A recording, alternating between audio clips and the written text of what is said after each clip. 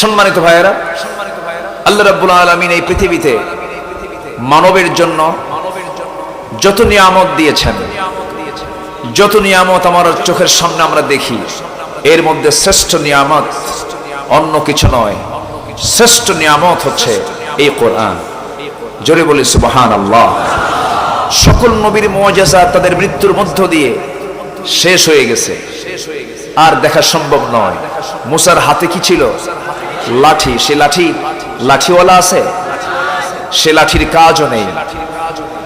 ঈসা আলাইহিস সালাম কবরবাসীর সামনে দাঁড়িয়ে বলতেন কুম বিইজনিল্লাহ, দাঁড়িয়ে যাও। কবরবাসী দাঁড়িয়ে যেত। সে আল্লাহর পয়গম্বর কি আছেন? নাই। এইরকম করে সকল নবীর মুআজিজা তাদের মৃত্যুর মধ্য দিয়ে শেষ হয়েছে, কিন্তু আমার নবীর মৃত্যুর মধ্য দিয়েও তার মুআজিজা আজও সুরক্ষিত আছে না নাই? আছে না নাই? তার জীবনের অনেকগুলো মুআজিজার ভিতরে শ্রেষ্ঠ মুআজিজা কি? জোরে বলুন, শ্রেষ্ঠ মুআজিজা কি? কোরআন। আল্লাহ রাব্বুল আলামিন কোরআনে কারীমের ভিতরে একটি সূরায় আল্লাহ রাব্বুল আলামিন বহু নিয়ামতের কথা বান্দাকে জানিয়ে দেবার জন্য বারবার প্রশ্ন করেছেন। সেই সূরাটার নাম বললে সবাই বুঝবেন আমার আল্লাহ তাআলার গুণবাচক নাম দিয়ে এই সূরার নামকরণ করা হয়েছে। আল্লাহ রাব্বুল আলামিন বলেন, আর রহমান আল্লামাল কুরআন খালাকাল ইনসানা আল্লামাহুল বায়ান الشمس والقمر بحسبان النجم والشجر يسجدان জোরে বলুন আল্লাহু আকবার। রহমান কে? আস্তে বলুন, রহমান কে? রহমান শব্দটা রেহেম শব্দ থেকে উদ্গত। রেহেম মানে হলো জরায়ু, যে জরায়ুর ভিতরে সন্তান 9টি মাস 10টি মাস থেকে যায়, সেই সুরক্ষিত জায়গায় থাকা, সেই 9টি মাস থাকা সন্তান মার পেট থেকে পৃথিবীর জমিনে চলে আসে। সেই সন্তানকে তার মা যতটুকু না ভালোবাসেন তার চাইতে লক্ষ লক্ষ কোটি কোটি গুণ আল্লাহ তার বান্দাকে ভালোবাসেন। এই জন্য তার নাম হতেছে রহমান। সেই রহমান দয়া করে যত নিয়ামত দিয়েছেন, এর মধ্যে শ্রেষ্ঠ নিয়ামত হলো কোরআনটা শিখিয়েছেন কে? আসতে বলবেন না কে?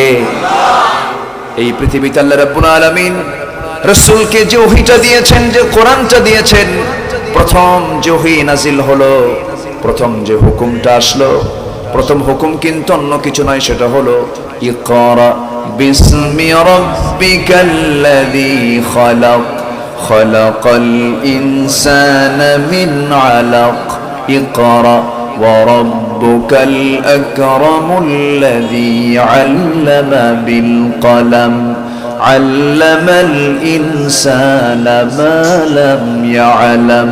জোরে বলুন আল্লাহু আকবার। পড়ো, শিখো। কার নামে পড়ো? আস্তে বলবেন না, কার নামে পড়ো? আল্লাহর নামে পড়ো।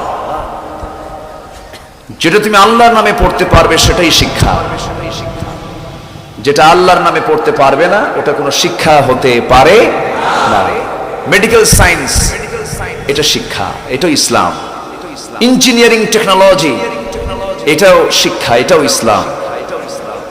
কিন্তু থিয়েটার, ফিল্ম ইন্ডাস্ট্রিজ যেগুলো আছে, এগুলো যদি ইসলাম মাফিক চালানো হয় ঠিক আছে, কিন্তু কিছু কিছু শিক্ষা এরকম জাতীয় কিছু শিক্ষা আছে, থিয়েটার, নাটক, এই সমস্ত বিষয়ের উপরেও কিন্তু অনেক কোর্স, অনেক শিক্ষা চালু আছে না নাই?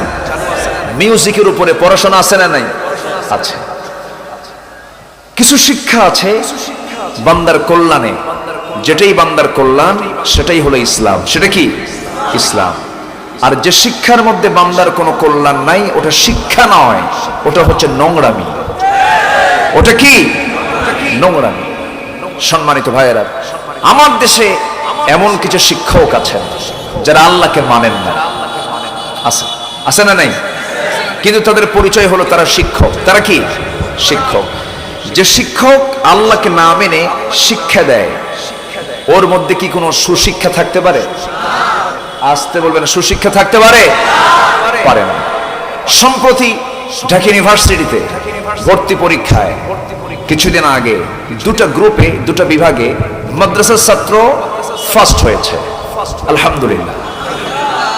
পরীক্ষা যে ভালো করবে সে ভালো রেজাল্ট করবে, সে কলেজ থেকে আসুক, মাদ্রাসা থেকে আসুক, যেখান থেকে আসুক না কেন, আমরা অভিনন্দন জানাবো। তা না করে সেই ইউনিভার্সিটির একজন শিক্ষক, আমিও ঢাবির ছাত্র ছিলাম, ভাঙ্গাচুরা পড়াশোনা করেছি কিছু। আমি ঢাকা বিশ্ববিদ্যালয় থেকে আমি ডিগ্রি নিয়েছি, পড়াশোনা করেছি, নিজের চোখে অনেক কিছু দেখেছি, ক্যাম্পাসে গিয়েছি, অনেক চিত্র আমার চোখে এখনো পড়ে।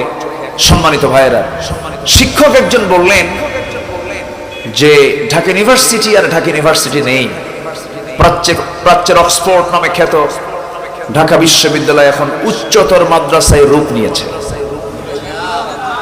তো উচ্চতর যদি মাদ্রাসা হয় তাহলে তো ভালো, তাহলে সেখানে দ্বীনের একটা পরিবেশ চলে এসেছে, দ্বীনের পরিবেশের একটা উপযোগী পরিবেশ তৈরি হচ্ছে, ভালো কথা। কিন্তু ওনার উদ্দেশ্য এটা নয়, ওনার উদ্দেশ্য হলো ইসলামকে আক্রমণ করা। ওনার উদ্দেশ্য কি আক্রমণ করা? ইসলামকে আক্রমণ করা। আবার বলতেছে মাদ্রাসার ছাত্র অধিকাংশ ইংরেজিতে কাঁচা, ইংরেজিতে খুবই দুর্বল। দুর্বল যদি হয়ে থাকে বেটা ফার্স্ট হলো কেমনে? সম্মানিত ভাইয়েরা, মাদ্রাসার ছাত্র মদ খায় না, মাদ্রাসার ছাত্র তাসের আসরে বসে না, মাদ্রাসার ছাত্র ইয়াবার কারবার করে না। আসতে বলেন কেন? এই জন্য এদের রেজাল্ট ভালো। এদের রেজাল্ট কি ভালো? ইউনিভার্সিটির হলগুলোতে আজ যে নোংরামি চলে, ক্যাম্পাসের সামনে তো ওপেন সিক্রেট, প্রেমের আড্ডাখানা। আমি কি ভুল বলতেছি? এটা ওপেন, সবাই জানে। এটার নাম নাকি প্রগতি, এটা উন্নতি। কি উন্নতি? ছাত্রী অর্ধলগ্ন পোশাক পরে চুলটা ছেড়ে দিয়ে পর পুরুষকে কোলে করে নিয়ে সারাদিন ক্যাম্পাসের সামনে বাকবাকুম খেলবে, এটা নাকি প্রগতি? সম্মানিত ভাইয়েরা, আজকে এরকম নোংরামিগুলো চলছে। মাদককে অ্যাভেলেবেল করে দেওয়া হয়েছে, তাস চলছে, জুয়া চলছে, অথচ মদ জুয়া হালাল না হারাম? আসতে বলবেন না, হালাল না হারাম? আমার দেশে কি? হ্যাঁ, আমার দেশে মদের জুয়া, মদের আইন আছে না? মদের আইন আছে না নাই? বেশ্যাবৃত্তির আইন, জেনার আইন আছে না নাই? আচ্ছা, তাহলে আমার দেশে এটা হালাল। কোথায় কোথায় এটা বুঝতেছেন না তো? সম্মানিত ভাইয়েরা, যদি মদ যদি নিষিদ্ধ হয়ে থাকে, চিটাগাঙে মদের দোকান আছে না নাই? বন্ধ তো হওয়ার কথা ছিল। বরঞ্চ লাইসেন্স নেওয়ার জন্য যদি কেউ মদের লাইসেন্স নেয়, ছবি লাগবে না, কারণ ছবি দিলে তো তার চেহারা চেনা গেল, ছবি ছাড়াই লাইসেন্স দিয়ে দেয়। সম্মানিত ভাইয়েরা, অথচ আল্লাহ রাব্বুল আলামিন মদকে কত আগে হারাম করেছেন, কত আগে। মদ জুয়ার শরীয়তের বিধান কি আল্লাহ রাব্বুল আলামিন বহু আগে জানিয়ে দিয়েছেন। সূরা মায়েদায়, সূরা বাকারায়, সূরাতুল বাকারার 219, সূরাতুল মায়েদার 90 এবং 91 একদম ক্লিয়ার পরিষ্কার একটা বক্তব্য আল্লাহর। আছে না নাই? আছে। আমি যাচ্ছি একটু পরে সেই দিকে। আল্লাহ রাব্বুল আলামিন মদকে হারাম করেছেন, তবে শরাব কিন্তু জান্নাতে থাকবে। জান্নাতের মধ্যে 4টা নহর থাকবে। কয়টা নহর থাকবে বলেন? 4টা নহর। শরাবের নহর, মধুর নহর, দুধের নহর, পানির নহর। কেউ তো সুবহানাল্লাহ বললেন না। মনে হয় কেউ জান্নাত যেতে চান না। সবাই কি জান্নাত পেতে চাই? জি, জান্নাতেও আমরা শরাব পাবো, কিন্তু এরকম পচা মদ না। আঙ্গুর পচায়া গলায়া সেই মদ খায়া শীত হয়ে পড়ে থাকে 3 দিন, যৌবনে শক্তি নাই, চোখ লাল টকটকা হয়ে যায়, লিভার পচে যায়, হার্ট নষ্ট হয়ে যায়, এমন শরাব আল্লাহ পাক জান্নাতে দিবেন না। জান্নাতে এমন শরাব আল্লাহ পাক আমাকে আপনাকে দিবেন যা পান করলে জীবনের শক্তি আরো বাড়বে, যৌবন ডাবল ডাবল হয়ে যাবে। একটু আস্তে বলে সুবহানাল্লাহ। আমার ভাইয়েরা, আল্লাহ রাব্বুল আলামিন একটু ধারণা দিয়ে দিই মদের ব্যাপারে। আল্লাহ রাব্বুল আলামিন স্বচ্ছ স্পষ্ট কথা বলে দিয়েছেন মদ এবং জুয়াগুলো কি। আল্লাহ রাব্বুল আলামিন বলেন, ইয়া আইয়ুহাল্লাযীনা আমানু ইন্নামাল খামরু ওয়াল মাইসিরু ওয়াল আনসাব ওয়াল আজলামু রিজসুম মিন আমালিশ শাইতান ফাজতানিবুহু লাআল্লাকুম তুফলিহুন। জোরে বলুন আল্লাহু আকবার। মদ, জুয়া, এই সমস্ত বিষয়গুলো সম্পূর্ণ শয়তানের কাজ। এগুলো থেকে তোমরা নিজেকে গুটিয়ে রাখো, আশা করা যায় তোমরা সফল হয়ে যাবে। এই মদের অপকারিতা কত মারাত্মক হতে পারে। আজকে সমাজে খুনের পিছনে কিন্তু শুধু খুনই খুন করে না, খুনের সঙ্গে আরো কিছু জড়িত আছে। যেখানে নেশা আছে সেখানেই নারী আছে, যেখানে নেশা আছে সেখানেই জেনা আছে, আর যেখানে জেনা আছে সেখানেই খুন আছে।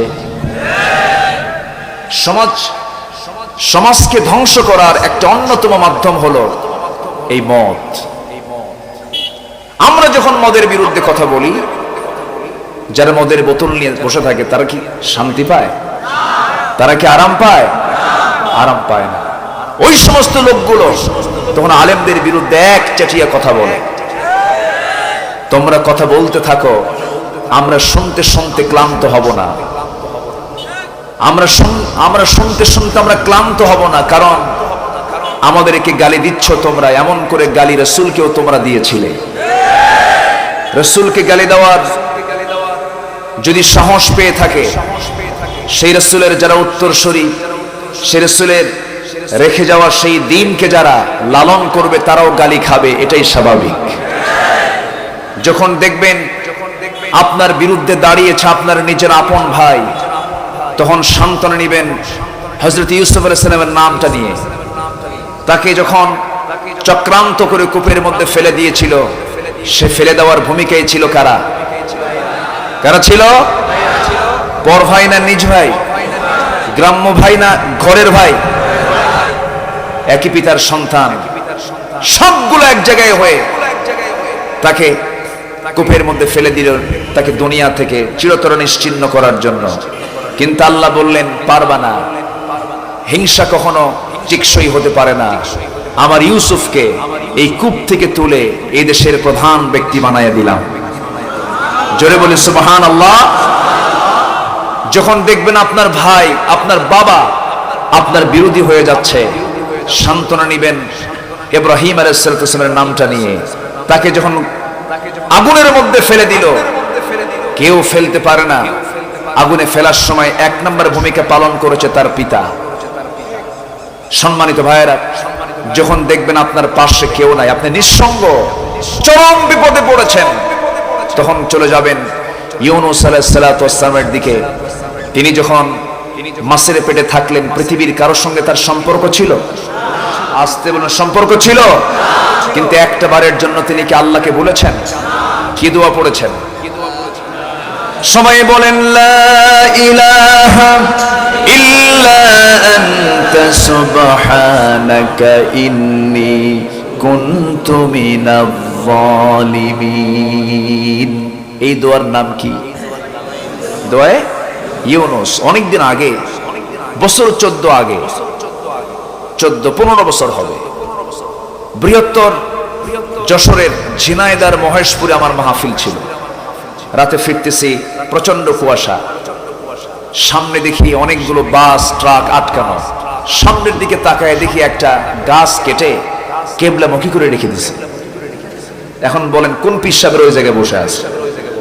ভাবলাম ডাকাতি শুরু হলো, কি যে হয় আল্লাহই জানে। আমি তো আতঙ্কিত, সামনের দিকে দেখি চিৎকার আওয়াজ হচ্ছে, মারতেছে, হিট করছে, যার কাছ থেকে যা পাচ্ছে নিয়ে নিচ্ছে। তো ভাবলাম আমার কাছে তো একসময় আসবে হয়তো বা, কি করি? তখন আমি নিজে নিজে দোয়া ইউনুস পড়তেছি, আল্লাহ তুমি যদি আল্লাহর পয়গম্বর ইউনুসকে বাঁচাও, আমাকে তুমি বিপদ থেকে অবশ্যই বাঁচাবে। পূর্ণ আস্থা নিয়ে দোয়া ইউনুস পড়তেছে। সেই দিনের ড্রাইভারটা আবার একটু কানে কম শুনতো, তো ড্রাইভারকে বললাম, ড্রাইভার তুমি আর আমি, আর তো কেউ নাই এই জায়গায়, একটু দোয়া ইউনুস পড়ো। হুজুর ইউনুসকে কি কথা কি বুঝতেছেন আপনি? একে তো বিপদ, এইদিকে কান অচল, আরেক বিপদে পড়ে গেলাম। কিছুক্ষণ পর দেখি ওই ছিনতাইকারীরা, ডাকাত দল, তার একজন লোক, এক সদস্য এসে আমার দরজায় এসে, গাড়ির দরজায় এসে কড়া নাড়ছে, আওয়াজ দিচ্ছে। আমি থমকে মানে নড়ে উঠলাম, ভাবলাম আল্লাহ দোয়া ইউনুস তো কইলাম, কিন্তু কাম তো হলো না। ও তো এসে ডাকে, তাহলে কি করা যায়? তাহলে কি হলো আল্লাহ, আমার দোয়া ইউনুসকে কামে লাগবে না? খুব কাঁপতেছিলাম আমি, টেনশন হচ্ছিল, কারণ ভয় তো পাবেই বান্দা। ভয় লাগে না? সাপ দেখলে কি ভয় লাগে না? মূসা আলাইহিস সালাম যখন লাঠিটা ফেলে দিলেন, ফেলে দেওয়ার পর সাপ হওয়া মাত্রই ওনারই হাতের লাঠি কিন্তু সাপ হয়েছে, এরপরও ভয় পেয়ে গেছে। আল্লাহ বলছে মূসা ভয় পাইও না। ভয় পাওয়া এটা মানুষের স্বভাবগত দিক। আনইজি ফিল হলো আমার। কিছুক্ষণ পর দেখি সামনের এক ডাকাত এই ডাকাতকে ডেকে বলতেছে, এইদিকে আয়, ওই গাড়ি চেক হয়ে গেছে, ওই গাড়ি চেক হয়ে গেছে। মানে জাস্ট আমি মনে মনে চিন্তা করলাম, যাক দোয়া ইউনুস কাজে লাগছে, আলহামদুলিল্লাহ বলে, জোরে বলি আলহামদুলিল্লাহ। দোয়া ইউনুস সেই দিন যদি ওই পয়গম্বর না পড়তেন তাহলে কি হতো? আল্লাহ রাব্বুল আলামিন বলেন, লালাবিসা ফি বাতনিহি ইলা ইয়াউমি ইউবআসুন, আমি তাকে কিয়ামত পর্যন্ত সেই মাছের পেটেই রেখে দিতাম, আমি দেখে মাছের পেট থেকে বের করতাম না। এই জন্য যত বিপদ আসুক না কেন নবীদের কথা স্মরণ করব। যখন দেখব আমরা আলেমদের গলায় ফাঁসির রশি প্রস্তুত হয়ে যাচ্ছে, সেই সময় ভাবতে হবে ঈসার কথা, সেই সময় ভাবতে হবে জাকারিয়া আলাইহিস সালাতু ওয়াসসালামের কথা। জাকারিয়া আলাইহিস সালাতু ওয়াসসালামকে করাত দিয়ে চিরে দুই টুকরো করে দেওয়া হয়েছে, বাতিলদের সামনে আল্লাহর পয়গম্বর মাথা নিচু করেন নাই, ঠিক কি না? যত ঝড়, যত বাধা, যত হুমকি ধামকি, যত কিছু আসুক না কেন সব মাথা পেতে সহ্য করব। বাতিলদের সামনে বুক উঁচু করে কথা বলবো আমরা। রাজি আছেন কারা কারা? হাত উঁচু করে দেখান।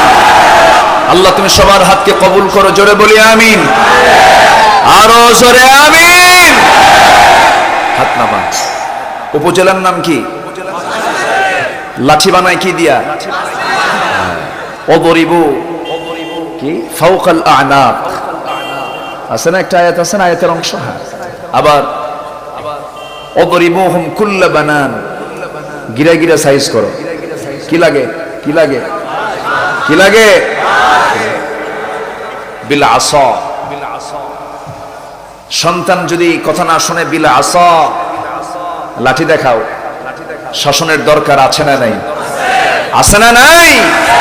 আচ্ছা, এখান থেকে ফিরবেন বাড়িতে, ফেরার পথে অন্ধকার মেঠো পথ, গ্রামীণ পথ, হঠাৎ করে একটা আওয়াজ হলো, সাপের একটা আওয়াজ আছে। যখন সে ফোনা পাকে তখন কি আওয়াজ করে? ওরে বাবা, এ দেখতেছি সবাই সাপের মশানে চলে গেছে। আচ্ছা, এই আওয়াজটা যখন কানে আসে তখন আমরা কি খুঁজি? বাঁশ। কি খুঁজি আমরা? লাঠি খুঁজি। লাঠি কোথায়? লাঠি হাতে আছে কিন্তু অন্ধকার রাত, আপনি মারবেন কেমনে? যদি লেজে লাগে কি তখন কায়দা না মহাবেকায়দা? মহাবেকায়দা। মারতে হবে একদম গ্রীবায়, ঘাড়ে। কোরআনে আছে না নাই? আছে না? ফাওকাল আনাক, কাঁধে মারতে হবে। এখন হাতে আপনার লাঠি আছে, সাপ দেখতেছে না, সাপ দেখার জন্য অন্ধকারে কি দরকার? আর হাতে লাইটের দরকার। লাঠি আছে লাইট নাই কাম হবে না,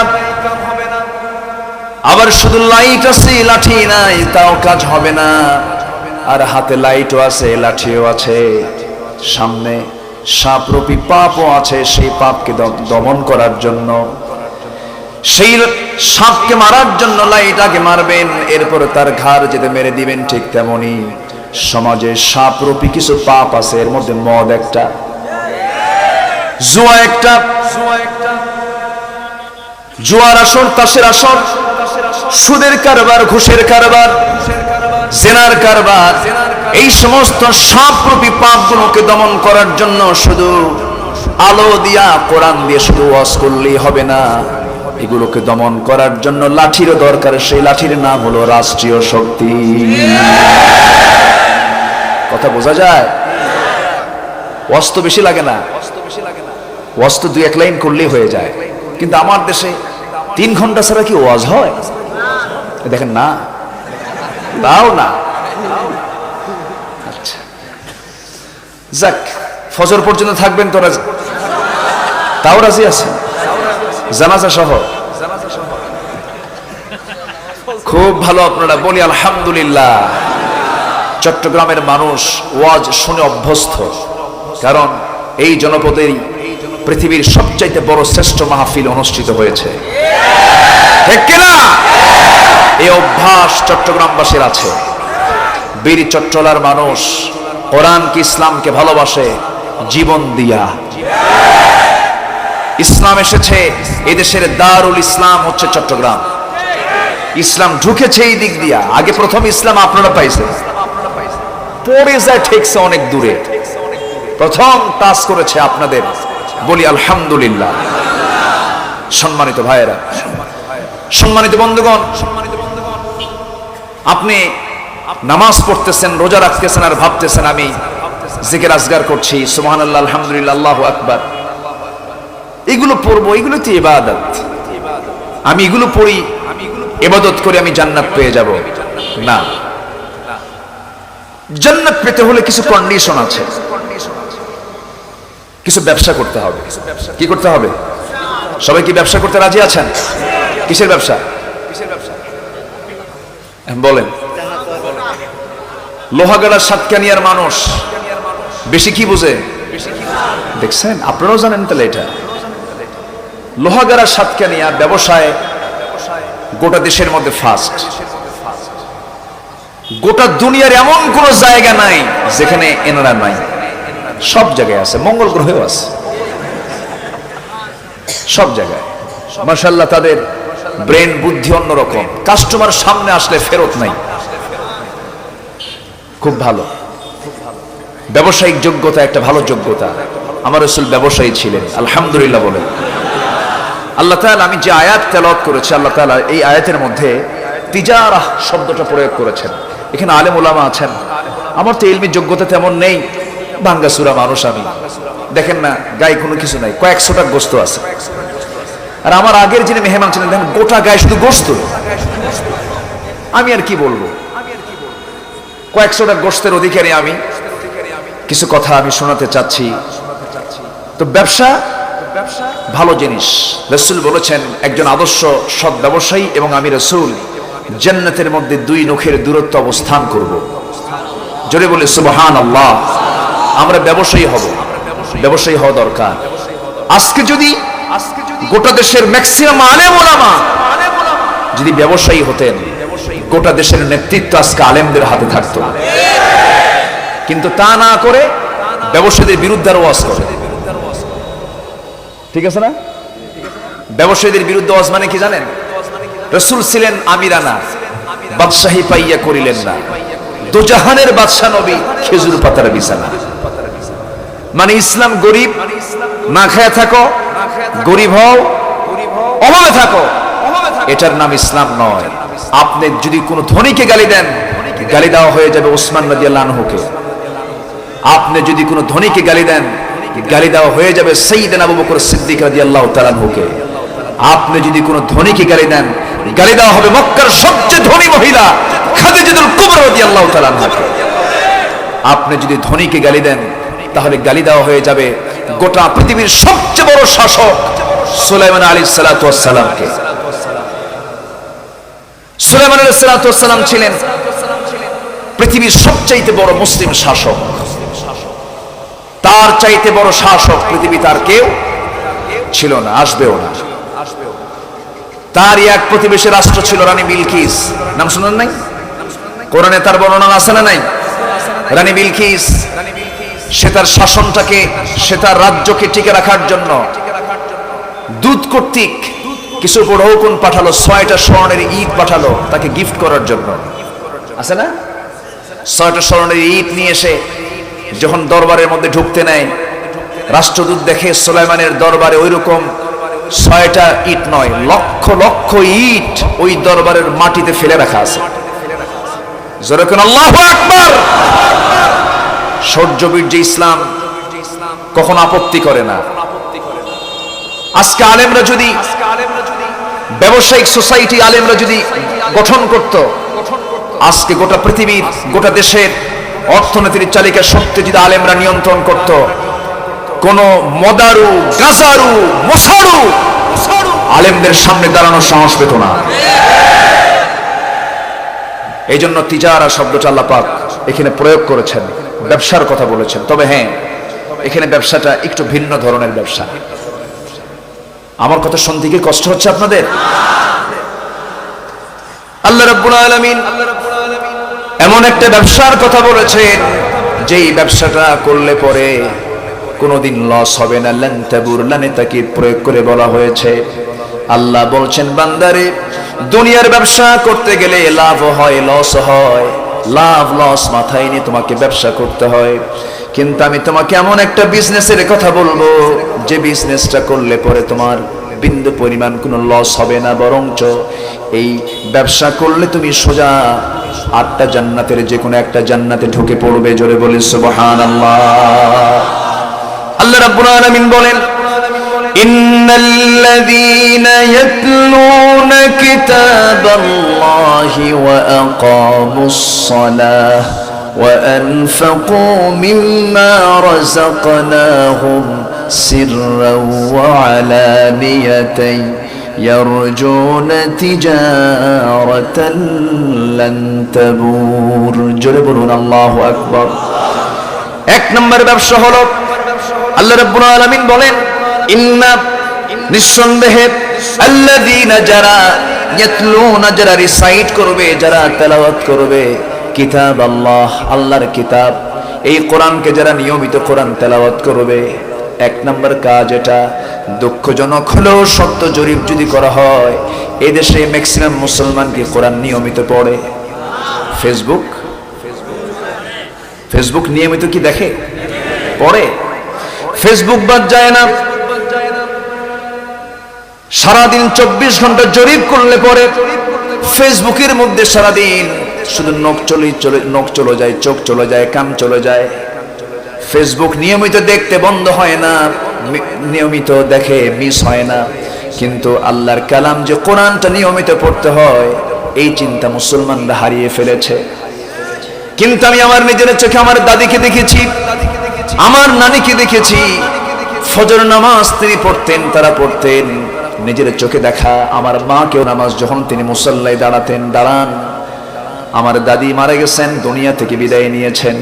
নানিকে দেখেছি, নানিও দুনিয়া থেকে বিদায় নিয়েছেন। এইরকম ওই সময়ের, ওই যুগের যে সমস্ত দাদি নারীরা পৃথিবীতে যতদিন বেঁচে ছিলেন, ফজর নামাজ পড়তেন। ফজর নামাজ পর বাধ্যতামূলক সামনে কোরআন রিহাল সহ থাকতো, তারা আধা ঘন্টা কোরআন তেলাওয়াত করতেন। ভুল কি বলতেছি? আমি ভুল বলতেছি? গ্রামের ভিতরে ঢুকলে পরে ফজরের পরে গুনগুন গুনগুন গুনগুন আওয়াজ কানের ভিতরে চলে আসতো, কোরআন তেলাওয়াতের সুরটা চলে আসতো। আজকে ফজর তো দূরে থাক, 10টার আগে ভাবিজানের ঘুম ভাঙে না। ভাবিদের ঘুম ভাঙে 10টার দিকে, আর শুয়ে পড়ে রাত 3টার দিকে। সিরিয়াল দেখে, ইন্ডিয়ান সিরিয়াল আছে না নাই? এগুলো বন্ধ হয় না, ওয়াজ মাহফিল বন্ধ। হ্যাঁ, সম্মানিত ভাইয়েরা, কোন এক বুদ্ধিজীবী কয়েকদিন আগে বলছে যে বুদ্ধিজীবী 16 GB, 32 GB, 64 GB, 128 GB, 256 GB আর বুদ্ধিজীবী। সেই বুদ্ধিজীবীর বক্তব্য হলো যাত্রা, পালাযাত্রা, লোকসঙ্গীত, এই সমস্ত দেশের আবহমান কাল ধরে চলে আসা এই সমস্ত সংস্কৃতি আজ হারিয়ে যাবার পথে।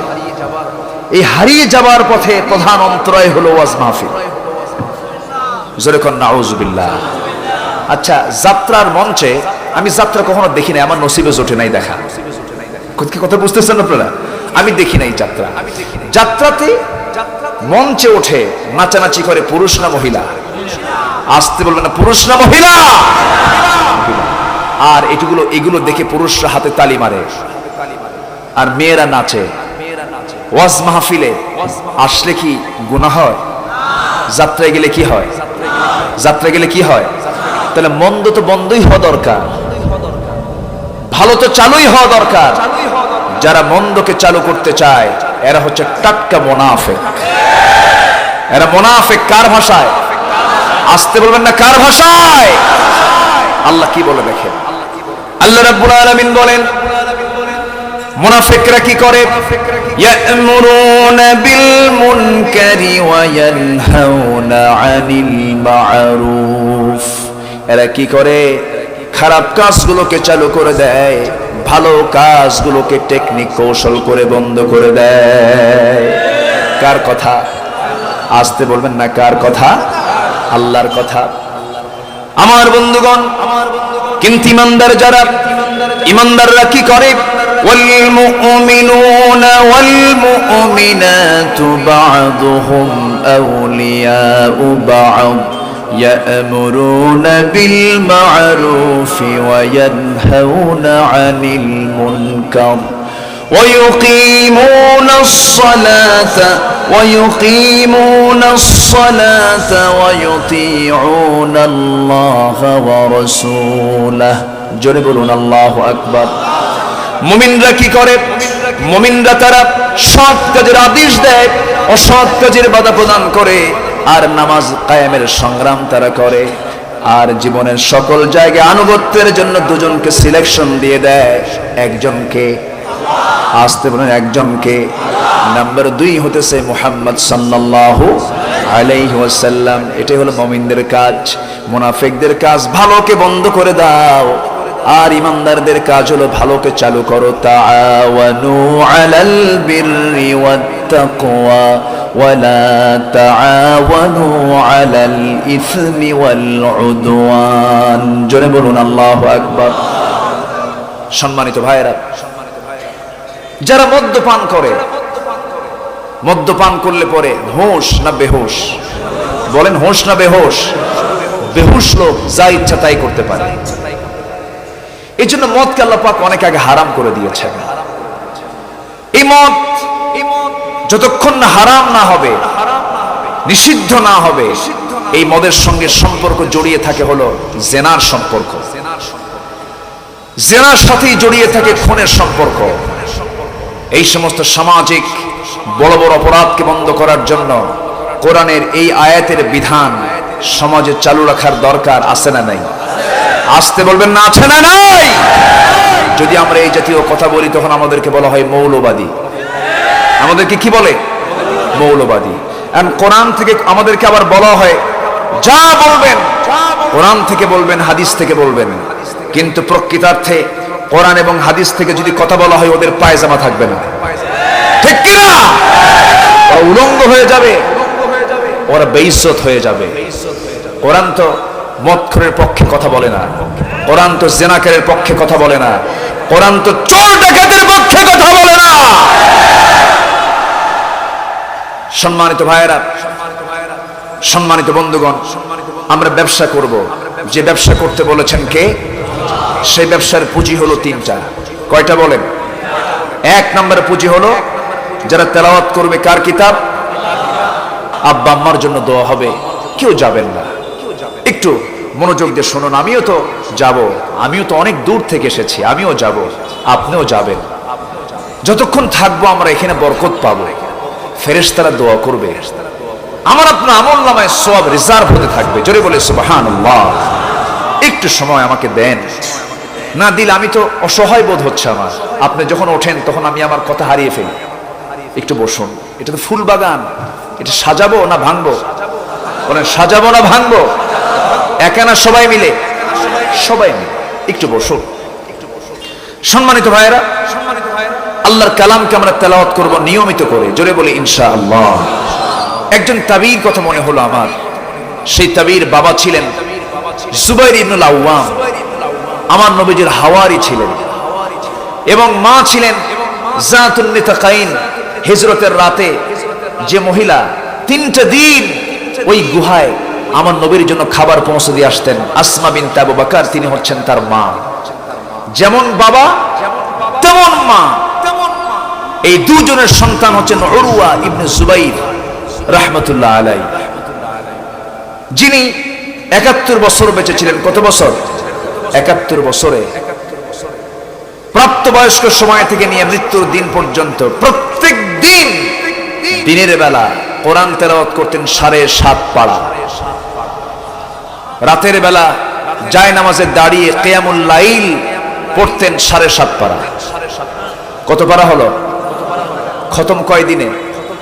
বলেন খতম কয় দিনে? নামাজে 15 আর এমনি তেলাওয়াতে 15, 2 দিনে শেষ। এই আমল তিনি করেছেন সারা জীবন, একদিনও মিস হয় না। ইন্নাল্লাযীনা ইয়াতলুনা কিতাবাল্লাহ, যারা আল্লাহর কালামকে যারা নিয়মিত তেলাওয়াত করে তাদের ব্যবসায় কোনো লস নাই। জোরে বলেন সুবহানাল্লাহ। তবে একদিন তার বাদ পড়েছিল। কয়দিন?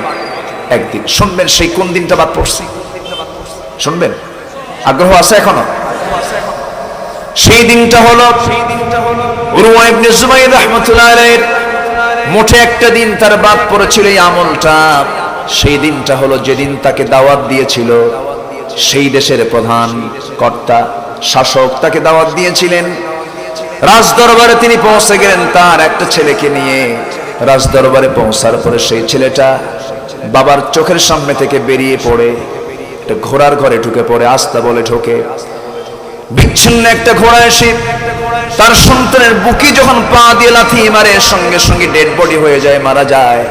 দাওয়াত নিমন্ত্রণ খেতে এসে সন্তানকে হারালেন, জানাজা পড়ালেন, কাফন দাফন করে যখন ফিরে আসবেন এমন সময় তার নিজের পায়ে প্রচন্ড ব্যথা। উরওয়া ইবনে জুবাইরের পায়ে যখন ব্যথা শেষ পর্যন্ত তিনি হাঁটতেও পারছেন না। ডাক্তাররা সব এসে বললেন, আপনার যে রোগটা হয়েছে এই রোগটা এমন একটা রোগ, এই রোগ যদি আপনার গোটা দেহে ছড়িয়ে পড়ে আপনি আক্রান্ত হয়ে দুনিয়া থেকে বিদায় নিয়ে নেবেন। অতএব গোটা শরীরের জন্য এই রোগটা যেন না ছড়িয়ে পড়ে, এর জন্য আপনার নিরাময়ের জন্য আপনার পাটা কেটে ফেলতে হবে। কিছুক্ষণ আগে সন্তানকে তিনি দাফন করেছেন, এরপরই তার সিদ্ধান্ত হয়ে গেল তার পাটা কেটে ফেলতে হবে। পা যখন কেটে ফেলার সিদ্ধান্ত হয়ে গেল, রাজি হয়ে গেলেন। ডাক্তার মশাই বলতেছে, রোগী উরওয়া ইবনে জুবাইর একটা কাজ করতে হবে। কি? অপারেশন করতে গেলে আপনাকে সেন্সলেস করতে হবে। সেন্সলেস করার জন্য কি করবা বলো? সঙ্গে সঙ্গে বলা হলো, সেন্সলেস হবেন আপনাকে একটু মদ পান করতে হবে। অথচ মদ খাওয়া কি? আরো জোরে হারাম, মদ পান করতে হবে। সঙ্গে সঙ্গে উরওয়া ইবনে জুবাইর বলছেন, ডাক্তার মরে যাব কিন্তু হারামের কাছে যাব না। জোরে বলি সুবহানাল্লাহ। ডাক্তার তো আশ্চর্য হয়ে গেল। ডাক্তার বলতেছে অবস্থায় অপারেশন চলবে না, তাকে অপারেশন করাই যাবে না, পা কেটে ফেলা যাবে না। এবার তিনি আল্লাহর নামের কসম করে বলতেছেন, ডাক্তার শোনো, তুমি আমার যখন অপারেশন করবে সেই সময় তুমি কোনো চিন্তা করো না, আমার ব্যাপারে অত্যন্ত নিশ্চিত থাকো তুমি, কারণ আমার একটা আমল আছে। আমার সামনে শুধু কোরআনটা হাতে দিয়ে দিবা, আমি সুন্দর করে কোরআন তেলাওয়াত করব, তোমরা আমার পাটা কেটে ফেলবে। আল্লাহ আশা করা যায় তোমরা আমার দ্বারা আক্রান্ত হবে না, আমি চিৎকার করব না। যখন অপারেশন শুরু হয়ে গেল, চিৎকার মেরে মেরে উরওয়া ইবনে জুবাইর কোরআন তেলাওয়াত করছিলেন। তার মুখে কোরআন তেলাওয়াত ছাড়া অন্য কোনো আওয়াজ ছিল না। নিশ্চিন্ত অপারেশন হয়ে গেল। অপারেশন যখন হয়ে গেল, অপারেশন সম্পূর্ণ হবার পর এবার রক্তকে বন্ধ করার জন্য সেই সময়ের চিকিৎসা মতে গরম তেল যখন তার পায়ে লাগানো হলো, সঙ্গে সঙ্গে তিনি সেন্সলেস হয়ে পড়লেন। ওই যে সেন্সলেস হয়ে দীর্ঘ সময় তিনি পাড়ে দিলেন, ওই কারণে তার গোটা জীবনে মাত্র একটা দিন তার কোরআন তেলাওয়াতটা বাদ ছিল। জোরে বলি আল্লাহু আকবার। আমরা সময় কত নষ্ট করি। ফেসবুক, ভাইবার, হোয়াটসঅ্যাপ, আর কি আছে, ইমো, ইনস্টাগ্রাম, আর কি গ্রাম, 14 গ্রাম, 14 গ্রাম আছে না কুমিল্লা? আবার ওইদিকে 20 গ্রামও আছে। কিন্তু 20 গ্রাম একটা জেলা আছে না, ওটা 20 গ্রাম। এদিকে কুমিল্লা কত গ্রাম? আর এদিকে মোবাইলে কি গ্রাম? ইনস্টাগ্রাম। শেষ করে দিল আজকে যুব সমাজকে এই মিডিয়াগুলো, ঠিক কি না? বিবাহ পূর্ব কোন মেয়ের হাতে এই বড় সেট, বিবাহ পূর্ব কোন মেয়ের হাতে অ্যান্ড্রয়েড সেট, কোন সিম তুলে দেওয়া মানে হচ্ছে তার পাশে একটা যুবক ছেলে বসায় রাখা। আমি এর চাইতে ভালো হয়ে আর বুঝতে পারবো না। বিবাহ পূর্ব কোন মেয়ের হাতে, কোন ছেলের হাতে মোবাইল তুলে দেওয়া, অ্যান্ড্রয়েড সেট তুলে দেওয়া মানে তার পাশে একটা যুবতী নারীকে বসায় দেওয়া। শিশুর হাতে যদি আপনি চাকু দিয়ে বলেন, বাবা ফলটা কাটো তো, ও কি ফল কাটবে না হাত কাটবে? হাত কাটবে। এই জন্য প্রযুক্তির কল্যাণের দিক আছে, কিন্তু এর ক্ষতির দিকটাও আছে না নাই? আসতে বলবেন না, আছে না নাই? আজকে পরকীয়া কমছে না বাড়ছে? তার সবচাইতে বড় একটা নিয়ামক শক্তি, একটা বরকতি শক্তি। এটা পরকীয়ার জন্য সবচাইতে একটা বড় মাধ্যম কি এখন বলেন? মোবাইল। আজকের যুবকরা বিয়ে করতে চায় না। বিয়ে করবে কেন? বিয়ে করলে তো দুনিয়ার টেনশন, বউ পালো, ওর কাপড় চোপড় কিনে দাও, দরকার কি? অন্যের বউ যদি এমনি পাই, হিসাবটা কত সস্তা দেখছেন? নাউজুবিল্লাহ বলবেন না? জোরে বলি নাউজুবিল্লাহ। আজকে পরকীয়ার জেরে পড়ে, পরকীয়া করতে গিয়ে বাবা তার ছেলেকে খুন করতেছে, পরকীয়া করতে গিয়ে মা তার ঔরসজাত সন্তানকে খুন করতেছে। রিপোর্ট আছে না নাই? এই জাতীয় রিপোর্ট আছে না নাই? গতকাল আমার মাহফিল ছিল কিশোরগঞ্জ, ময়মনসিংহ। ওই জায়গায় ঘটনা ঘটেছে। ওসি মহোদয় আমাকে বললেন এই কথা, হুজুর আপনি এই সমস্ত বিষয় নিয়ে একটু কথা বলবেন। আমি বললাম, কথা বলে লাভ নাই তো, শাসন দরকার, আইন দরকার, ঠিক কিনা? আইন দরকার। হ্যাঁ, আইনের দিকে আসতেছে আস্তে আস্তে। কোরআন তো আগে তেলাওয়াত করতে হবে, এরপর আরো কিছু কাজ আছে না নাই? আচ্ছা, কষ্ট পাচ্ছেন আপনারা? সবাই তো আমরা মরেই যাব একদিন। আল্লাহর সঙ্গে একটু ব্যবসাটা করে যাই আমরা। 3টা কাজ শিখে যাব আজকে। একটা শিখলাম, সবাইকে আমরা কোরআন পড়বো। জোরে বলি, নিয়মিত না অনিয়মিত, বুঝে না না বুঝে, জেনে না না জেনে। অনেকে কিন্তু কোরআন শরীফ পড়ে ঠিক মতোই। আমাদের নেতা 5 ওয়াক্ত নামাজ পড়ে, আছে না নাই? তাহাজ্জুদ পড়ে, আছে না নাই? 5 ওয়াক্ত নামাজ, তাহাজ্জুদ, কোরআন তেলাওয়াত, ঠিক আছে করেন, আপত্তি নেই, অবশ্যই নেক আমল, ভালো কাজ। কিন্তু মদ যে হারাম, এটার বিরুদ্ধে একটা আইন পাশ করেন, ঠিক কিনা? এই হুকুমটা কার? আসতে বলবেন, এই হুকুমটা কার? আল্লাহ। আমার ভাইয়েরা, যেহেতু আমাকে সাবজেক্ট দেওয়া হয়েছে, মাঝে মাঝে আমি এই দিকে ইঙ্গিত দিচ্ছি, এর সঙ্গে একটু মিলায় দিতে চাই। আল্লাহ রাব্বুল আলামিন বলছেন, ব্যবসায়ে তুমি যদি সফল হতে চাও, নাম্বার 2 কাজ হলো তোমরা নামাজটা কায়েম করো। নামাজটা কায়েম করো। নামাজের ব্যাপারে 2টা হুকুম কোরআনে এসেছে, নামাজ পড়ো, নামাজ কায়েম করো। নামাজ পড়তে বলা হয়েছে মাত্র একবার। কয়বার? জোরে বলেন। নামাজ পড়তে বলা হয়েছে মাত্র একবার। খুব পরিচিত আয়াত, আমার সঙ্গে সবাই ঠোঁট মিলিয়ে মিলিয়ে বলুন, ইন্না আ'তাইনাকাল কাউসার ফাসাল্লি লিরাব্বিকা ওয়ানহার ইন্না শানিআকা হুয়াল আবতার। হে রাসূল, আমি আপনাকে হাউজে কাউসার দান করেছি, অতএব আপনি নামাজ পড়ুন, আপনি কোরবানি করুন। আপনাকে যারা বলে নির্বংশ লেস কাটা, তারাই হতেছে প্রকৃত লেস কাটা। মাহফিলে স্লোগান চলে, মাহফিলে তাকবীর চলে, এটা অনেকের গায়ে জ্বালা পোড়া করে। এই স্লোগান দেওয়া যাবে না, মাহফিলে কোনো স্লোগান চলবে না। আল্লাহর নাম নেব না কার নাম নেব? মাহফিলে স্লোগান দিতে এক মাহফিল আমাকে বাধা দেওয়া হলো, বলা হলো হুজুর মাহফিলে কোনো স্লোগান চলবে না, খালি ওয়াজ করবেন। কিসের ওয়াজ? আকাশ আর কবর নিয়ে আমরা দুনিয়া চালাবো। কি কথা কি বুঝতেছেন? আপনি আকাশ নিয়ে কবেন আর কবর নিয়ে কবেন, আর আমরা জমিন নিয়ে কথা কব। এই ব্যাপারে কোনো কথা বললে কোনো আপিল চলবে না, ওয়াজ করতে দেওয়া হবে না। আমার ভাইরা, এই জাতীয় কথা যারা বলবে তাদের জানাজার দরকার নাই, ঠিক কিনা? কারণ জানাজার মধ্যে তাকবীর আছে না নাই? আসতে বলবেন না, আছে না নাই? যখন কোনো বান্দা এই পৃথিবীর জমিনে চলে আসে মুসলিম পরিবারে, আমরা সবাই জানি সন্তান জন্ম নেওয়ার সঙ্গে সঙ্গে ডান কানে কি হয়? কি হয়? আল্লাহু আকবার, বাম কানে আল্লাহু আকবার। সন্তান পৃথিবীতে আসার সঙ্গে সঙ্গে তাকবীর হলো। আবার যখন সে নামাজি দাঁড়াবে, শ্রেষ্ঠ ইবাদত নামাজ যখন পড়তে যাবে, সেখানেও কি আছে? জোরে বলেন। প্রথম তাকবীর কি? রুকুতে যেতে কি? সেজদায় যেতে কি? সেজদা থেকে উঠতে কি? সব জায়গায় আল্লাহু আকবার। আবার যখন সেই বান্দাটা জাগতিক জীবনের সকল কিছু শেষ করে যখন দুনিয়া থেকে বিদায় নিয়ে নেয়, যখন জানাজার জন্য তার লাশটা সামনে রাখা হয়, ইমাম সাহেব যখন জানাজার প্রথম তাকবীরটা দেন, সেটাও কি? আরো জোরে বলেন না, আরো জোরে।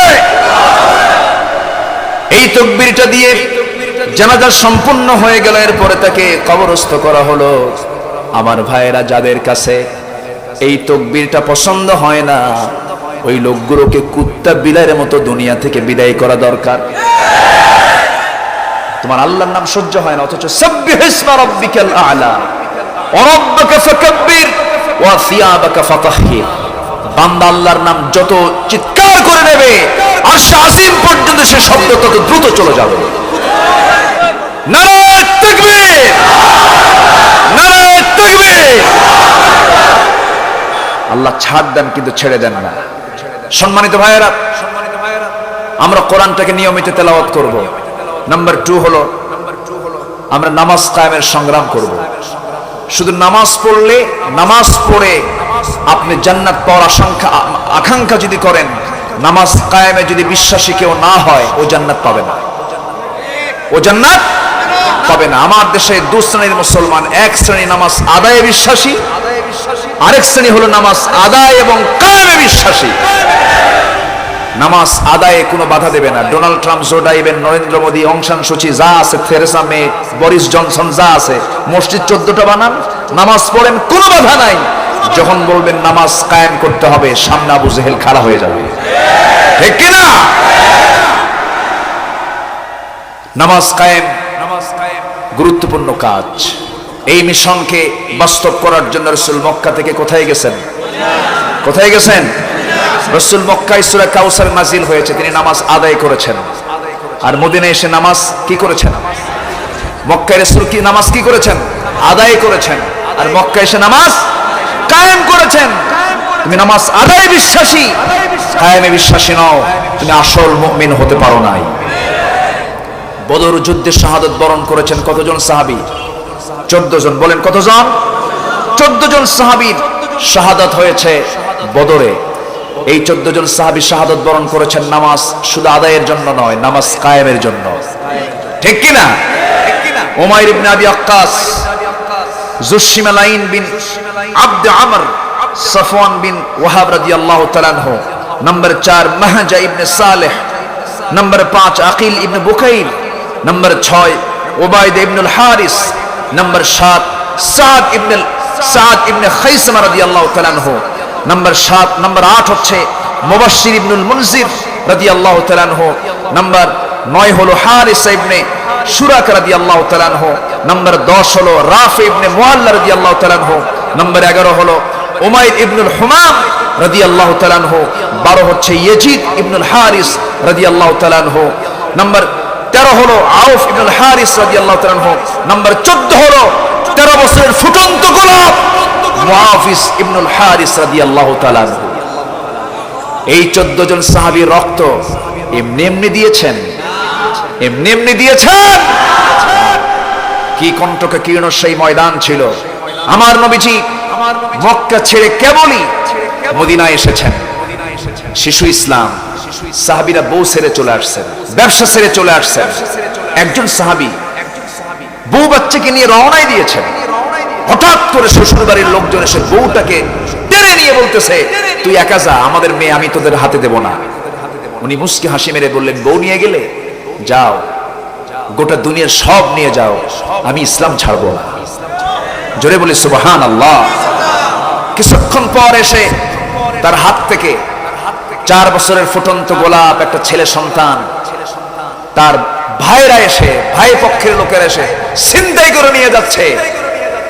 তোর ছেলেকে তোর হাতে দেব না। মুস্কি হাসি মেরে বললেন, সন্তান নিচ্ছ, নিয়ে যাও, ইসলাম ছাড়বো না।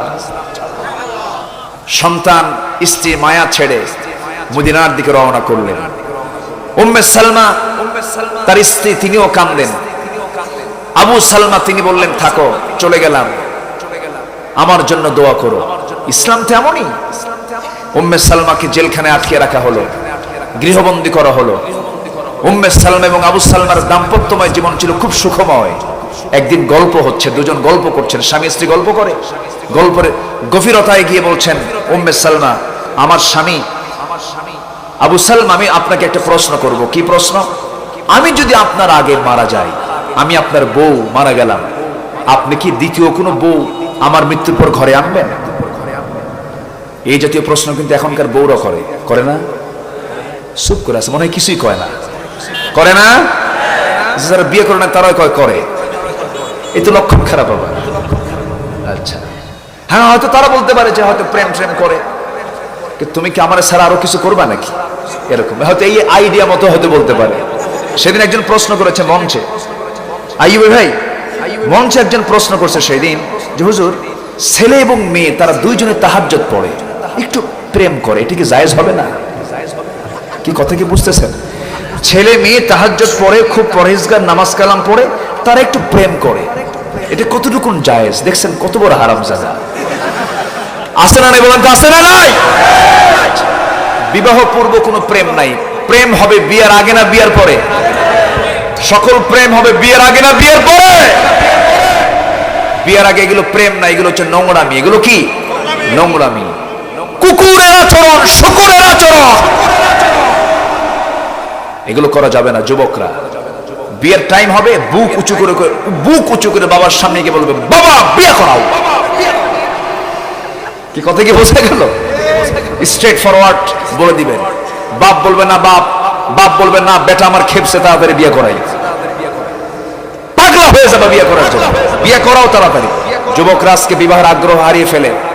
আবার অনেকে টেনশন করে যে বিয়ে করে বউকে কি খাওয়াবো? বউ কি হাতি? বউ তো মানুষই। রিজিকের দায়িত্ব কার? আসতে বলবেন না, কার? আল্লাহ। আবু সালমা শুনে বললেন, উম্মে সালমা তোমার মন কি বলে বলো, আমি কি বিয়ে করব?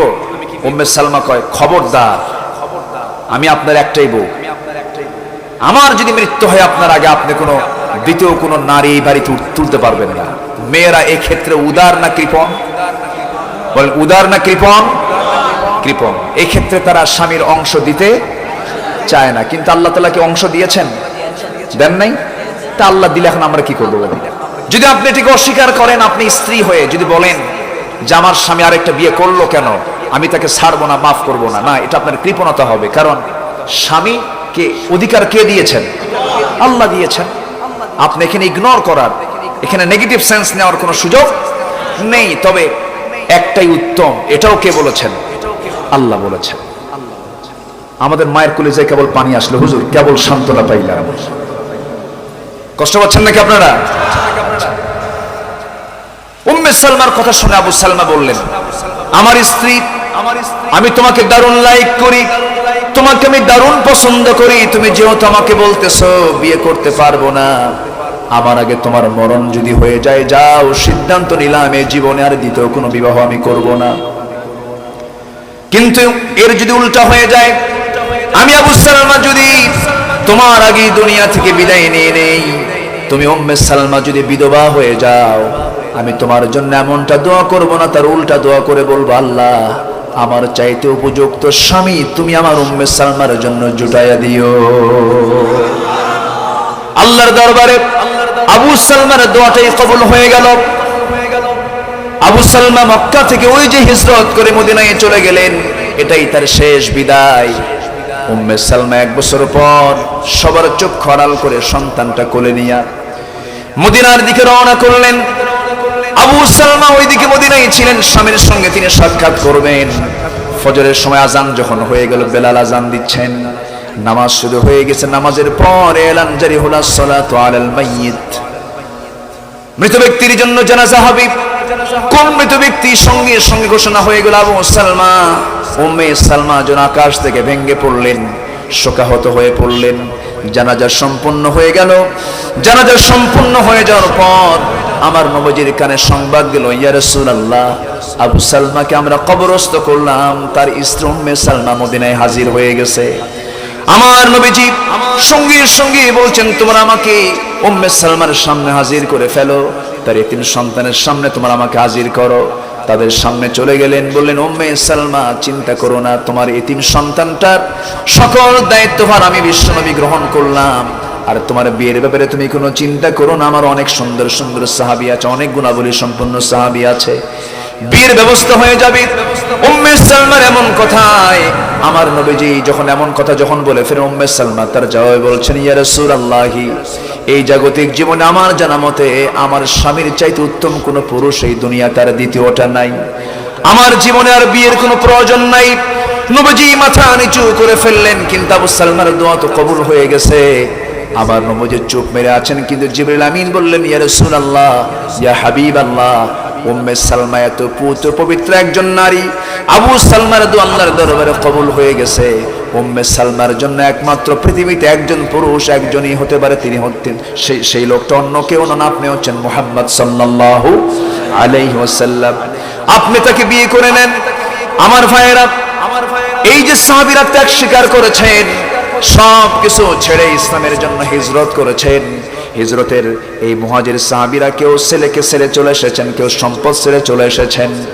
1 বছরে যেতে না যেতেই এই বদর যুদ্ধে শাহাদাত বরণ করেছে কয়জন? শুনলেন না? সব সাহাবীর নাম শুনলেন না? এই 14 জন সাহাবী শাহাদাত বরণ করলেন মাত্র 1 বছরে যেতে না যেতে। যেই দিন যুদ্ধের ডাক চলে এলো, যেদিন আমার নবীজি মদিনার মসজিদ থেকে বের হলেন, সেই দিনটা ছিল রমজানের দিন। রমজান মাস, প্রথমবার সেইবার রোজা ফরজ হয়েছে। প্রথম বছরে 16টা রোজা সাহাবীরা রেখেছেন। রাখার পর নামাজ কায়েমের জন্য, আকামুস সালাহ, নামাজকে কায়েমের জন্য, দিনকে কায়েমের জন্য তারা বদর নামক প্রান্তর পর্যন্ত চলে গেলেন। কেন? আবু জেহেল, উতবা, শাইবা, মুগীরা, ওয়ালিদ সবাই মিলে তারা 1000 সৈন্য সংগ্রহ করে লোহিত সাগরের পাশ দিয়ে ঘেঁষে ঘেঁষে তারা রওনা করেছে বদর নামক প্রান্তর পর্যন্ত। যখন চলে গেছে নবীর কানে সংবাদ চলে এলো, ইয়া রাসূলুল্লাহি, আপনাকে আক্রমণ করার জন্য আবু জেহেল তার নেতৃত্বে 1000 সৈন্য নিয়ে রওনা দিয়েছে। তারা এখন বদর প্রান্তরে আছে। রাসূল সঙ্গে সঙ্গে বলেন, সাহাবীরা রে, প্রস্তুতি নিয়ে নাও, প্রস্তুতি নিয়ে নাও। কারা কারা যুদ্ধে যাবার প্রস্তুতি নেবে সবাই নিয়ে নাও। সাহাবীদের হাতে ঘোড়া থাকা তো দূরের কথা, তরবারি থাকা তো দূরের কথা। তরবারি নাই, কি দিয়ে যুদ্ধ করবেন? কিছু কিছু সাহাবী খেজুর গাছের ডাল কেটে ডালটা তারা তরবারি বানায় নিয়েছে। পেটে ক্ষুধা, 16টা রোজা রেখেছেন প্রচন্ড গরমের ভিতরে। আমার নবীজি বললেন, সাহাবীরা, যুদ্ধ করতে শক্তির প্রয়োজন, বাহুবল প্রয়োজন, রোজাটা ভেঙে ফেলে দাও। রোজা রাখা কি? আসতে কোন কেন?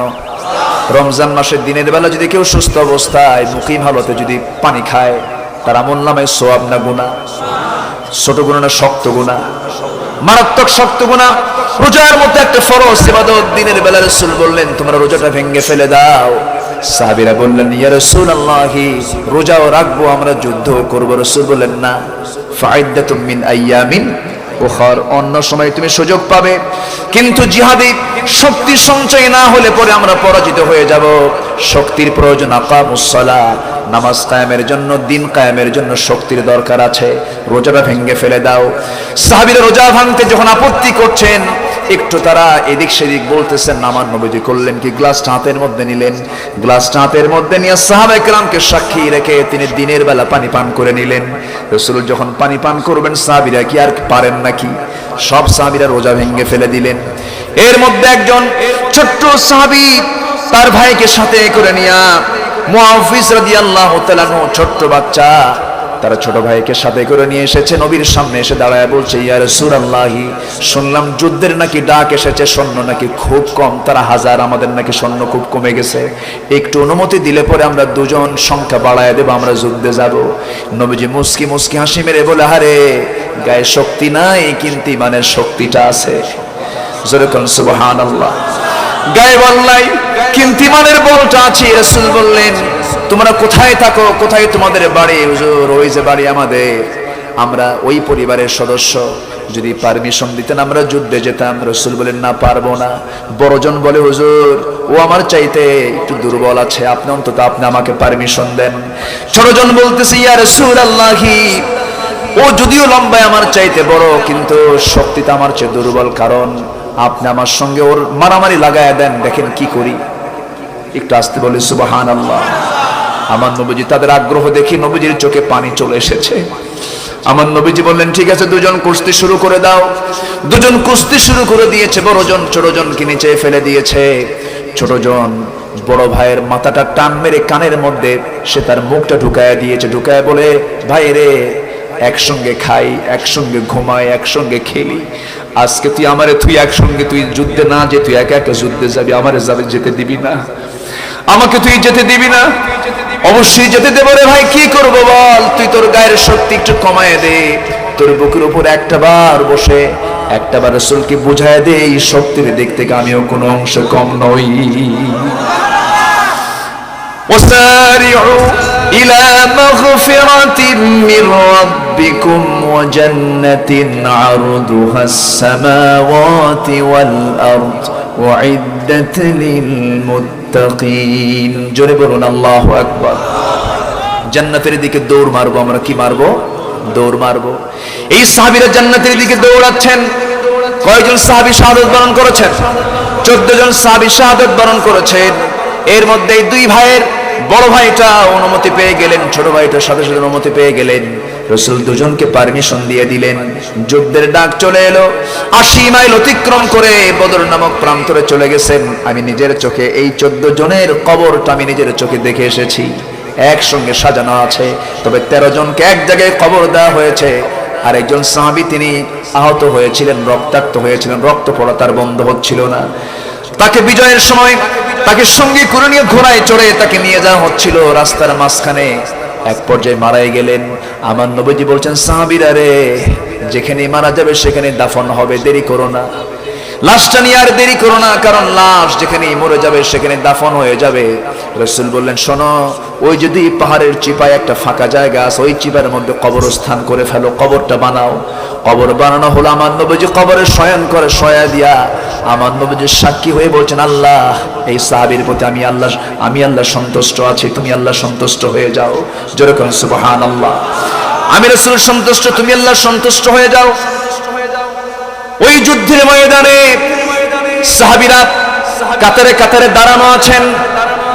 আমি শুধু একটা স্মৃতিপট সামনে তুলে ধরার চেষ্টা করছি। কি আগ্রহ তাদের মধ্যে কাজ করেছে, দেখেন কি আগ্রহ, তীব্র আকাঙ্ক্ষা জান্নাত পাওয়ার, নামাজকে কায়েম করার, দিনকে কায়েম করার কি তীব্র আকাঙ্ক্ষা তাদের মধ্যে ছিল। হঠাৎ করে এই 313 জন সাহাবীর মধ্যে রাসূল দেখতে পেলেন ওই ছোট্ট দুইটা বাচ্চা শেষ কাতারে নয়, প্রথম কাতারে ঠিক মাঝখানে দাঁড়ায় আছে। জোরে বলে সুবহানাল্লাহ, আরো জোরে বলে সুবহানাল্লাহ। এই দুইজনের হাতে ছোট্ট দুটো তরবারির শোভা পাচ্ছিল। এই ছোট্ট দুইটা বাচ্চা, একজন সাহাবী আব্দুল্লাহ ইবনে মাসউদ রাদিয়াল্লাহু তাআলা আনহুকে ডাক দিয়ে বলছেন, চাচা, আমরা তো প্রথম কাতারে যুদ্ধে দাঁড়িয়েছি, আমরা সবার সঙ্গে যুদ্ধ করব না আজকে। কার সঙ্গে যুদ্ধ করবা? কার বিরুদ্ধে যুদ্ধ করতে আসছো তোমরা? ছোট্ট দুইজন বলছে, চাচা, আমরা যার বিরুদ্ধে যুদ্ধ করতে আসছি তার নাম আপনি অবশ্যই জানেন। কে? আবু জাহেল। আল্লাহু আকবার বলবেন না? কে? সবাই নাম জানেন না? আবু জাহেল। এই উম্মতের ফেরাউন কে? এই উম্মতে মুহাম্মাদীর মানে ফেরাউন কে? আবু জাহেল। প্রত্যেক উম্মতের একটা ফেরাউন থাকে। রাসূল বলেছেন প্রত্যেক উম্মতের একটা ফেরাউন আছে। আমার উম্মতের ফেরাউন কে? কে বলেন? আবু জাহেল।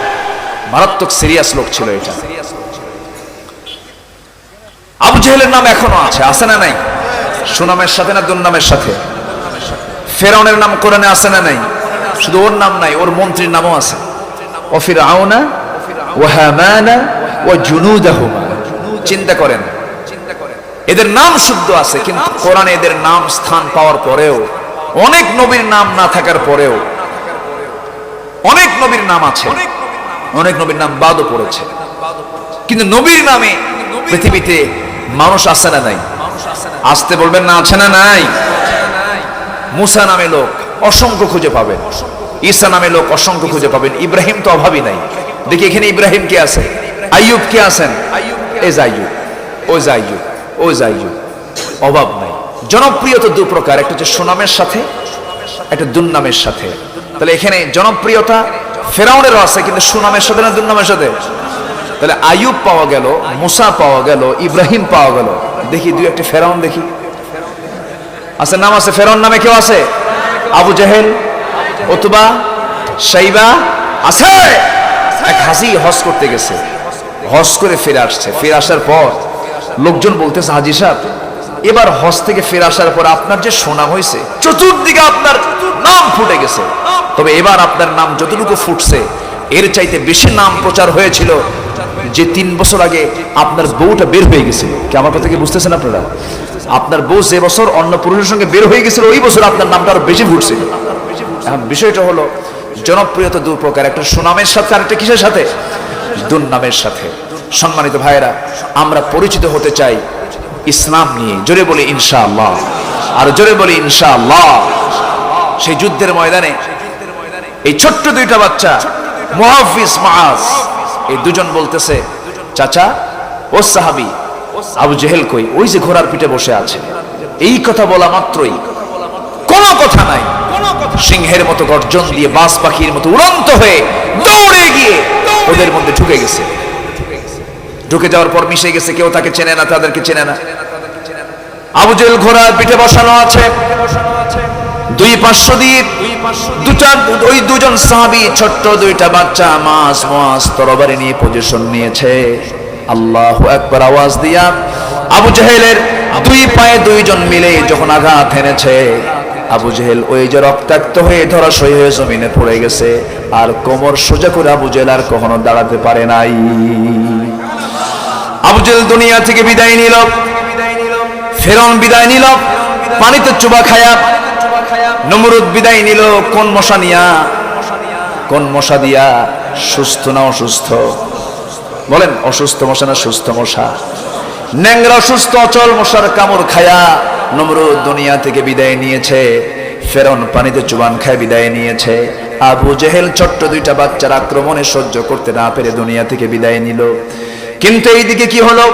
বড় ভাই 14 জন সাহাবীর মধ্যে একজন মুআবিজ রাদিয়াল্লাহু তাআলা আনহু তরবারি নিয়ে দাঁড়ায় আছেন, যুদ্ধ চালিয়ে যাচ্ছেন। পিছন থেকে একজন কাফের এসে, কুরাইশ এসে তার ডান হাতে যখন আঘাত হানলো, এক আঘাতে তার ডান হাতটা আঘাতে চামড়ার সঙ্গে ঝুলতে লাগলো, হাতটা থেকে তরবারি ঝনঝন করে পড়ে গেল। যুদ্ধ থামালেন না, আবার আল্লাহু আকবার বলে সামনে দৌড় মেরে বাম হাতে তরবারি উঠায় নিলেন। যুদ্ধ চালাচ্ছেন, বাম হাতে ছোট মানুষ সবার ঘাড়ের নিচে পড়ে আছে, যুদ্ধ থামাচ্ছেন না। এমন সময় ডান হাতের ঝুলন্ত হাতটা চামড়ার সঙ্গে ঝুলে থাকে, হাতটা এসে বাম হাতে বাড়ি খায়। যুদ্ধ চালাতে কষ্ট হয় মনে করে ডান হাতের ঝুলন্ত হাতটা বাম পায়ের তলে রেখে এমন জোরে টান মারলেন, হাত ছিটকে পড়ে গেল। বাম হাতে যুদ্ধ থামালেন না, যুদ্ধ করতে করতে দেখা গেল আর একজন কাফের এসে পিছন দিক থেকে আরেকটা আঘাত এনেছে বাম হাতে, বাম হাতটা ছিটকে পড়ে গেল। সামনে দাঁড়ায় আছেন, তরবারি ঝনঝন করে পড়ে গেছে, এতিমের মতো সামনে অসহায়ের মতো দাঁড়ায় আছেন। একজন কাফের এসে তরবারি একটা আঘাত গর্দান বরাবর মেরে দিল, মস্তকটা ছিটকে পড়ে গেল।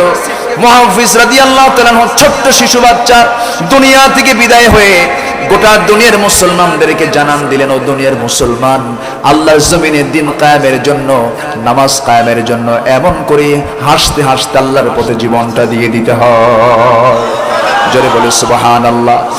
আমার ভাইয়েরা, আল্লাহ রাব্বুল আলামিন সেই জন্য বলছেন, বান্দারে শোনো, আমি কি তোমাদেরকে এমন একটা বিজনেসের কথা বলবো। আরেকটা জায়গায় এই তিজারা শব্দটা এসেছে। আল্লাহ রাব্বুল আলামিন বলেন, তো হাল আদুল্লুকুম আলা তিজারাতিন তুনজিকুম মিন আযাবিন আলীম তুমিনুনা বিল্লাহি ওয়া রাসূলিহি ওয়া তুজাহিদুনা ফি সাবিলিল্লাহি বিআমওয়ালিকুম وأنفسكم ذلكم خير لكم إن كنتم تعلمون জোরে বলুন আল্লাহু আকবার। আমি কি তোমাদের এমন একটা বিজনেসের কথা বলবো যে বিজনেসটা তোমার জাহান্নাম থেকে বাঁচাবে, যে বিজনেসের মধ্য দিয়ে তোমাকে আল্লাহ রাব্বুল আলামিন জাহান্নাম থেকে নিষ্কৃতি দিয়ে, জাহান্নাম থেকে বাঁচায় দিয়ে তোমাকে জান্নাতের মেহমান বানাবেন। এর মধ্যে এক নম্বর হলো ঈমান আনবো আমরা কার উপরে? আল্লাহর প্রতি ঈমান, নবীর প্রতি ঈমান। আর তোমরা কি করবে? তোমাদের জান এবং মাল দিয়ে আল্লাহর পথে জিহাদ করবে, নামাজ কায়েমের জন্য, দিন কায়েমের জন্য। এই কাজ করলে পরে কি হবে? আল্লাহ তোমাদের জীবনের সমস্ত পাপ রাশি মাফ করবেন, এমন জান্নাত দিবেন যার নিচ দিয়ে নহর প্রবাহিত। জোরে কোন সুবহানাল্লাহ। কার কথা? আসতে বলবেন না, কার কথা? নামাজ পড়বো, নামাজ কায়েমের সংগ্রাম করব, মদের বিরুদ্ধে আমরা প্রতিবাদের ঝড় তুলবো। রাজি আছেন সবাই? জুয়ার কারবার করা যাবে না, ইয়াবার কারবার করা যাবে না। ইয়াবা, জুয়া, মদ সব কার কাম? বলেন কার কাম? রিজসুম মিন আমালিশ শাইতান। আল্লাহ রাব্বুল আলামিন নাম্বার 3 বলছেন, বান্দারে আমার সঙ্গে ব্যবসায় যদি তুমি লাভবান হতে চাও, আরেকটা ব্যবসা করবে তুমি, সেটা হলো ওয়ানফাকু মিম্মা রাযাকনাহুম সিররাও ওয়া আলানিয়াতান ইয়ারজুনা তিজারাতান লান তাবুর। জোরে বলুন আল্লাহু আকবার। আরেকটা কাজ হলো, তোমরা কি করবে? আল্লাহর রাস্তায় তোমরা তোমাদের সম্পদ থেকে কিছু অংশ গোপনে হোক প্রকাশ্যে হোক খরচ করবে। কার কথা? আসতে বলবেন না, কার কথা? আমরা কোরআন তেলাওয়াত করব নিয়মিত এবং দান সদকাও করব। দান সদকাও করব নিয়মিত। আল্লাহ তুমি কবুল করো। জোরে বলি আমিন। দান সদকা করলে রিজিক কমে না বাড়ে? রিজিক কমে না বাড়ে? রিজিক বেড়ে যায়। রিজিক বৃদ্ধির 6টা উপায় আছে। কয়টা উপায়? সবার জীবনে রিজিকের চিন্তা আছে না নাই? রিজিকের চিন্তা একটা থাকে, তো কি করব, কি করে খাবো, কি হবে। রিজিক বৃদ্ধির জন্য 6টা কাজ আমরা করব, রিজিকের ফয়সালা এমনি হয়ে যাবে। জোরে বলি ইনশাআল্লাহ। শিখে যায়, আমলটা শিখে যায়। আমরা শিখবো? কোন আপত্তি আছে? জোরে বলি ইনশাআল্লাহ। আরো জোরে বলি ইনশাআল্লাহ। রিজিক বৃদ্ধির জন্য 3টা কাজ, 6টা কাজ। নাম্বার 1 হলো তাকওয়া থাকতে হবে 16 আনা। আল্লাহ রাব্বুল আলামিন বলছেন, মান কানা ইউমিনু বিল্লাহি ওয়াল ইয়াউমিল আখির ওয়া মান ইয়াত্তাকিল্লাহা ইয়াজআল লাহু মাখরাজা। জোরে বলুন আল্লাহু আকবার। যারা তাকওয়া আনবে, আল্লাহ তাআলা তার রিজিকের ব্যবস্থা করে দিবেন, সকল পথ খুলে দিবেন। আমরা তাকওয়া আনবো। জোরে বলি ইনশাআল্লাহ। নাম্বার 2 হলো তাওয়াক্কুল, ভরসা করব কার উপরে? আসতে বলবেন না, কার উপরে? যদি কোনো বান্দা তাওয়াক্কুল, যদি পাখির মতো যদি তাওয়াক্কুল করতে পারতো, পাখির মতো রিজিক আল্লাহ পাক তাকে দিতেন। কোন পাখির কি খাদ্য গুদাম আছে নাকি?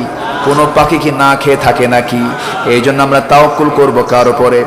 ওয়ায়ারযুকুহু মিন হাইসু লা ইয়াহতাসিব ওয়া মান ইয়াতাওয়াক্কাল আলাল্লাহ ফাহুয়া হাসবুহ। জোরে বলুন আল্লাহু আকবার। যে আল্লাহর প্রতি ভরসা করবে, আল্লাহ তার জন্য যথেষ্ট হয়ে যাবেন। জোরে বলি সুবহানাল্লাহ।